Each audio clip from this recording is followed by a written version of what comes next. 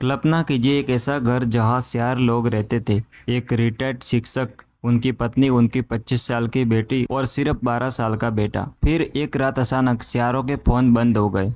घर में अंधेरा सा गया और बाहर से दरवाज़ा बंद मिला। करीब 2 दिन तक किसी को पता नहीं था कि उस घर के अंदर क्या हुआ था। जब परिवार का एक रिश्तेदार वहाँ पहुंचा तो अंदर से कुछ आवाज़ आई और जब पुलिस ने घर में प्रवेश किया तो सामने था एक दृश्य जिससे पूरे रंगपुर को हिला दिया। 4 लाशें, एक छत पर, 2 सीढ़ियों पर और 12 साल के बच्चे की लाश कमरे के बिस्तर के नीचे। लेकिन असली रहस्य यहीं से शुरू होता है, क्योंकि शुरुआत में पुलिस को लगा कि यह लूट के दौरान हुआ होगा और हत्या की गई होगी। लेकिन जांच आगे बढ़ी तो पूरी कहानी पूरी तरह बदल गई और पुलिस की नज़र पहुंची 2 युवकों तक। लेकिन सवाल है, आखिर 4 लोगों को क्यों मारा गया और क्या पुलिस की मौजूदा कहानी की पूरी सच्चाई है? यह घटना बांग्लादेश के रंगपुर के मासुआपारा इलाके की है। इस घर में रहते थे 65 वर्ष के गणपति सक्राबोर्टी, जिन्हें जेवेल के नाम से भी जाना जाता था। गणपति रंगपुर जिला स्कूल के शिक्षक रह चुके थे और दिसंबर 2025 में रिटायर्ड हो चुके थे। लेकिन रिटायरमेंट के बाद भी उन्हें काम पूरी तरह नहीं छोड़ा। वह अपने घर में होम्योपैथिक प्रैक्टिस करते थे। इस घर में टोटल 4 लोग रहते थे। एक पिता जिनका नाम गणपति था, माता का नाम प्रीति लता था, लड़की का नाम आगामी था और लड़के का नाम प्रियम था।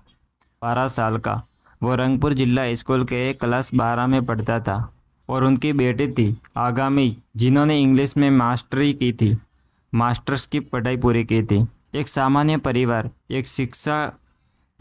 परिवार था और बाप शिक्षक था। एक माँ, एक पढ़ी लिखी बेटी और स्कूल जाने वाला छोटा बेटा। परिवार के बारे में किसी बड़ी दुश्मनी की जानकारी सामने नहीं आई थी। गणपति ने करीब 2010 में मसुआपारा में ज़मीन खरीदी थी। कुछ साल पहले वह 3 मंजिला मकान बनाना शुरू किया था, लेकिन घर अभी पूरी तरह से तैयार नहीं हुआ था और यही अधूरा निर्माण बाद में पुलिस की जांच में एक अहम कड़ी बन गया। पुलिस की मौजूदा जांच के मुताबिक घटना 20 अगस्त 2026 की रात से जुड़ी है। पुलिस का कहना है कि 2 युवक, 23 वर्षीय मुंगता दास और 19 वर्षीय सिद्धार्थ दास, पास की इमारत के रास्ते गणपति के घर की छत पर पहुंचे थे। दोनों एक दूसरे के रिश्तेदार बताए गए हैं। पुलिस के मुताबिक वे वहाँ याबा नाम की नशीली गोली का सेवन कर रहे थे। कहा गया कि वे पहले भी उस जगह पर आते जाते थे, लेकिन उस रात गणपति ने उन्हें देख लिया था। उन्होंने दोनों से वहाँ आने और नशा करने को लेकर सवाल किया और यहीं से एक बहस शुरू की। फिर वही बहस कथित तौर पर हिंसा में बदल गई। पुलिस की कहानी के अनुसार दोनों युवक को डर था कि गणपति उन्हें पहचानते थे और अगर उनकी पहचान सामने आती तो उनके लिए बहुत बड़ी मुश्किल हो जाती। आरोप है कि दोनों ने गणपति का गला उनके कंधे पर रखे गमछे से दबाया। गणपति की मौत के बाद घर के अंदर हलचल हुई। उनकी पत्नी प्रीति लीला सीढ़ियों की ओर गई। पुलिस का दावा है कि आरोपियों ने उन्हें भी पकड़ लिया। फिर उनकी बेटी आगामी वहां पहुंची और वह भी कथित तौर पर हमले का शिकार हुई। लेकिन इस पूरी घटना का सबसे दर्दनाक हिस्सा अभी बाकी था। घर में अब सिर्फ एक सदस्य बचा था, 12 साल का प्रियम।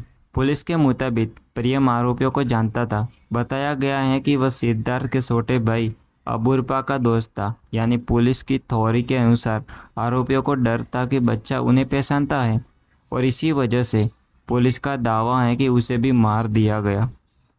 बाद में उसकी लाश एक कमरे के बिस्तर के नीचे मिली। गणपति की लाश छत पर थी। प्रीति लता और आगामी की लाशें सीढ़ियों पर मिली थी। चारों शव घर के अलग अलग हिस्सों में थे और यही बात जांचकर्ताओं के लिए बेहद महत्वपूर्ण थी, क्योंकि क्राइम स्कैन सीधी साधारण लाइब्रेरी जैसा नहीं लग रहा था। अब इस केस के लिए सबसे अजीब बात सामने आती है। पुलिस के मुताबिक अगर आरोपियों की कहानी सही है तो 4 लोगों की हत्या के बाद वे तुरंत घर से नहीं भागे। कथित तौर पर वे कुछ समय तक उसी घर में रहे, बाथरूम का इस्तेमाल किया, फिर डाइनिंग टेबल में बैठकर रेफ्रिजरेटर और डेटेस और क्लाइंबर निकाला और खाना खाया। कुसुम्बर निकाला और खाना खाया। पुलिस के मुताबिक उन्होंने याबा का सेवन भी किया। क्राइम्स केस में डेट सीड और आधा खाया हुआ कसूम्बर मिलने की बात सामने आई। इन चीज़ों इन्वेस्टिगेशन ने जांच के महत्वपूर्ण माना। यह एक बात साफ करना जरूरी है, ये सारी जानकारी फिलहाल पुलिस के दावे और जांच के सामने आई। अदालत में पुष्टि अलग सबूतों के आधार पर हो गई। पुलिस के मुताबिक घर के अंदर कूप बॉर्डर्स और ड्राइंग खुले थे। कपड़े और सामान बिखरे हुए थे। केस और ज्वेलरी रखने वाली जगह से छेड़छाड़ी की गई थी। बिजली भी काटी गई थी। पहली नज़र में ऐसा लग रहा था कि घर में लॉबरी हुई है, लेकिन इन्वेस्टिगेशन को ऐसा क्लू मिला जिसके शक की निशा बदल दी। एक गोल्ड बैंगल्स।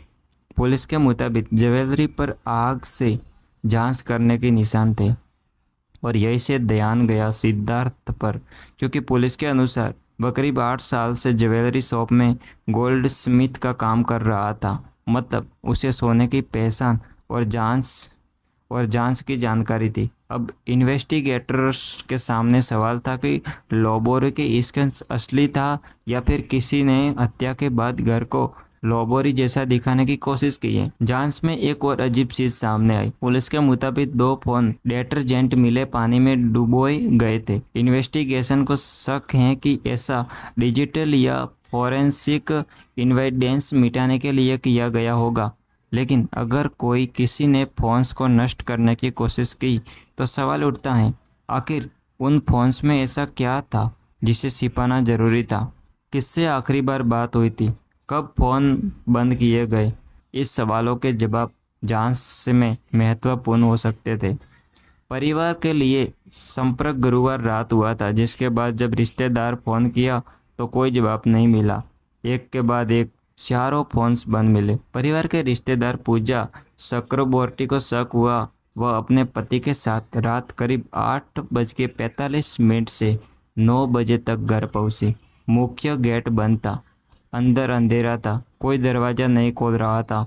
पड़ोसियों की मदद में अंदर देखने की कोशिश की गई। एक खिड़की से नज़र गई तो अंदर सामान बिखरा हुआ दिखाई दिया। इसके बाद पुलिस को बुलाया गया और जब पुलिस अंदर पहुंची तो सामने आया 4 मौतों का खौफनाक सच। शुरुआत में लेबोरी एक बड़ा एंगल था, लेकिन जैसे जैसे इन्वेस्टिगेशन की क्राइम केस के करीब से देखा, कुछ चीज़ें मेल नहीं खा रही थी। गोल्ड ज्वेलरी पर मिले निशान, घर से मिले खाने के अवशेष, फोन्स को पानी में डुबाना और आरोपियों को कथित गतिविधियां। जांच धीरे धीरे 2 युवकों तक पहुंची, मुग्धा दास और सिद्धार्थ दास। 23 अगस्त की पुलिस ब्रीफिंग में Rangpur metropolitan police commissioner Mohammad Abdul ने कहा कि पूछताछ में दौरान दोनों ने हत्या में अपनी इन्वॉल्वमेंट स्वीकार की। पुलिस के मुताबिक दोनों अलग अलग जगहों से हिरासत में लिया। कथित तौर पर उन्होंने बताए स्थानों से ज्वेलरी भी बरामद की गई।